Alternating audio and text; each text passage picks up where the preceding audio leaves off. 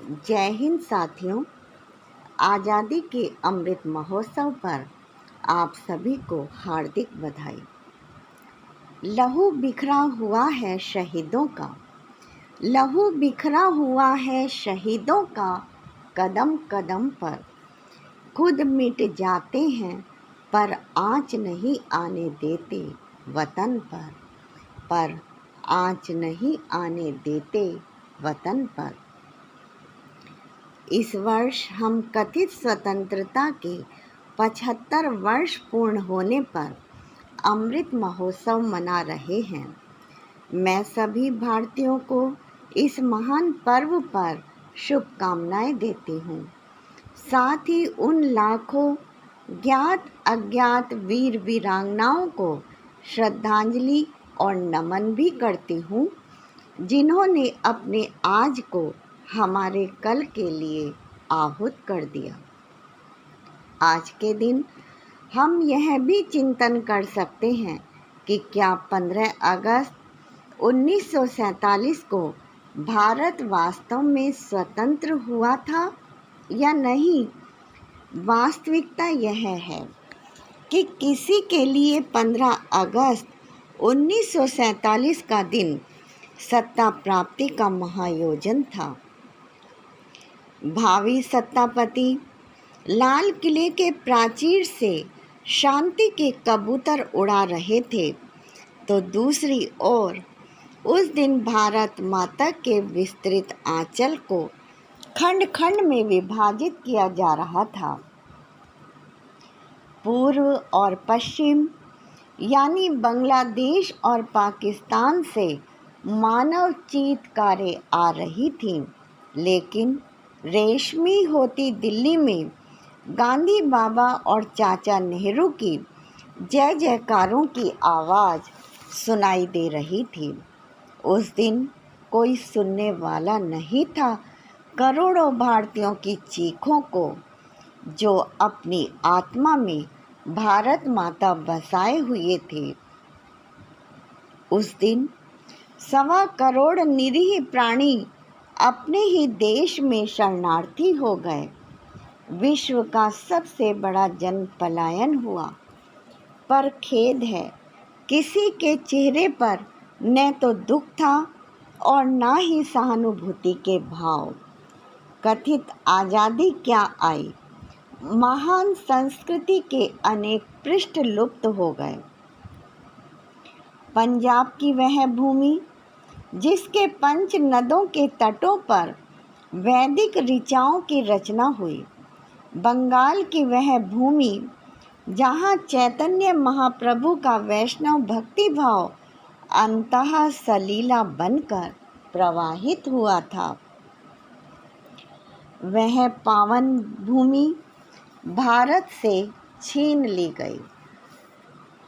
हम स्वतंत्रता का 75वां वर्ष अवश्य मना रहे हैं, लेकिन कहाँ है हमारा तंत्र, कहाँ है हमारी व्यवस्थाएं।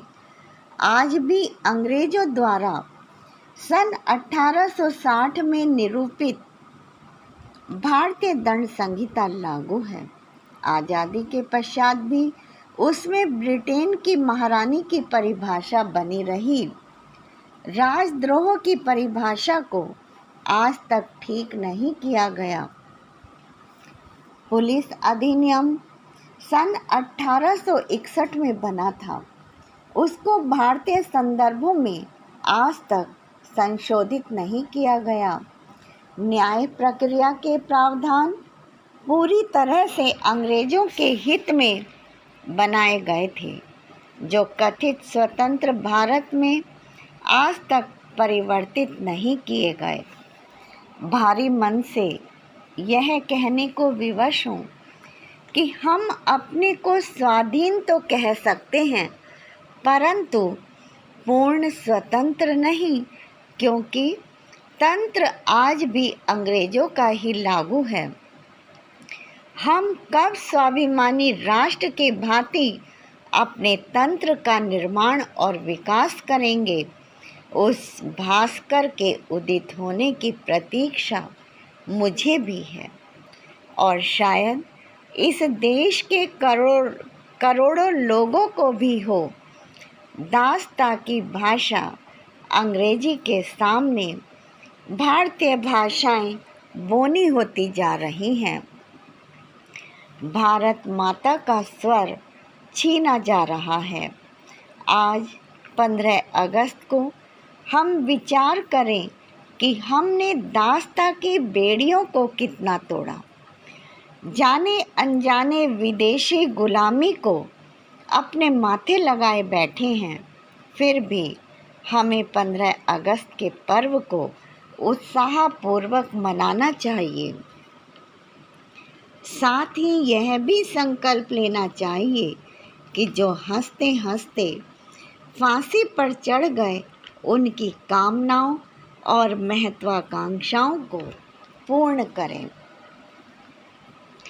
है नमन भारत के उन वीर सपूतों को, है नमन भारत के उन वीर सपूतों को जिन्होंने देश के लिए अपना सर्वस्व बांट दिया।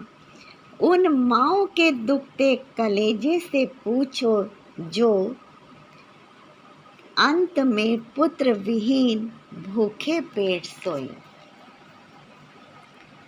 पर सत्तापतियों को उनकी सुध तक न आई, जिनके लहू के कारण वे सत्तासीन और रेशमी हुए। आज वे लोलुप कितने निर्लज निष्ठुर हुए। उन माताओं को भी मेरा कोटि कोटि नमन, जिन्होंने देश के लिए अपने पुत्रों को बलिदान दे दिया और स्वयं अंततः दुखी अवस्था में रहकर परलोकवासी हुई। वंदे मातरम। जय भारत।